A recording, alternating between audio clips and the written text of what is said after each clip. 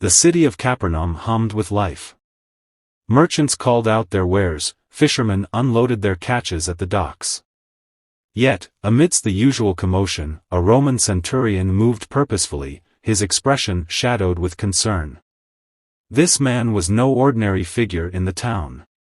Clad in the distinct armor of the Roman military, his very presence commanded respect and deference. He was a leader, accustomed to issuing orders and seeing them carried out without question. But today, his authority felt powerless. In his home, a loyal servant, more like family than a subordinate, lay sick. The servant's condition had worsened, and the pain was unbearable to witness.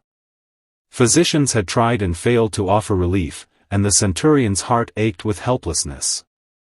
Though a Gentile, the centurion had heard of a Jewish teacher and healer named Jesus. The tales of this man's power were extraordinary. Jesus had healed the sick, cast out demons, and restored life where hope was lost. To the centurion, it was clear. If anyone could save his servant, it was Jesus. The centurion was a man of rank and pride, yet humility drove him that day. He sought Jesus, navigating the crowded streets of Capernaum until he found the teacher surrounded by his followers and onlookers. As the centurion approached, the crowd hushed, eyes widening in surprise. A Roman officer, a symbol of occupation and authority, standing before Jesus? "Lord," the centurion began, his voice steady yet tinged with urgency, "my servant lies at home, sick and suffering terribly." The sincerity in his words struck a chord, and Jesus responded without hesitation, "I will come and heal him." The crowd murmured in astonishment. Jesus, a Jewish teacher, offering to enter the home of a Roman Gentile? It was an act that defied the cultural and religious norms of the time. But before Jesus could take a step, the centurion spoke again, his humility shining through. "Lord, I do not deserve to have you come under my roof.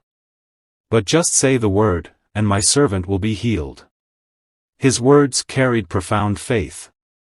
The centurion, a man who understood authority, saw in Jesus a power far greater than his own.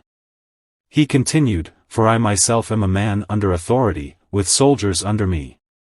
I tell one, go, and he goes, and another, come, and he comes. I say to my servant, do this, and he does it." The crowd fell silent. Even Jesus seemed taken aback by the depth of this man's understanding and faith. Jesus turned to those around him, his voice ringing with admiration. "Truly I tell you, I have not found anyone in Israel with such great faith." His words were a striking declaration, elevating the faith of a Gentile above that of his own people. Then, addressing the centurion directly, Jesus said, "Go. Let it be done just as you believed it would." The centurion bowed his head, gratitude filling his heart. He left Jesus with a renewed hope, his faith unshaken. As the centurion returned home, his companions hurried ahead, eager to see if the miracle had occurred.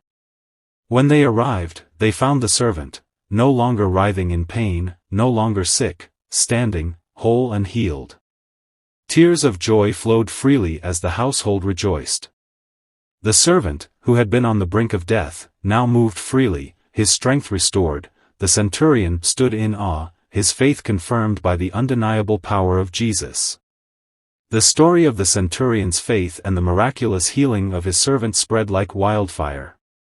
In Capernaum, and even in the far reaches of Roman outposts, people spoke of the teacher who could heal with a word, whose power transcended boundaries of culture and creed. For the centurion, this was more than a miracle. It was a revelation. He had encountered divine authority in its purest form, and his life would never be the same.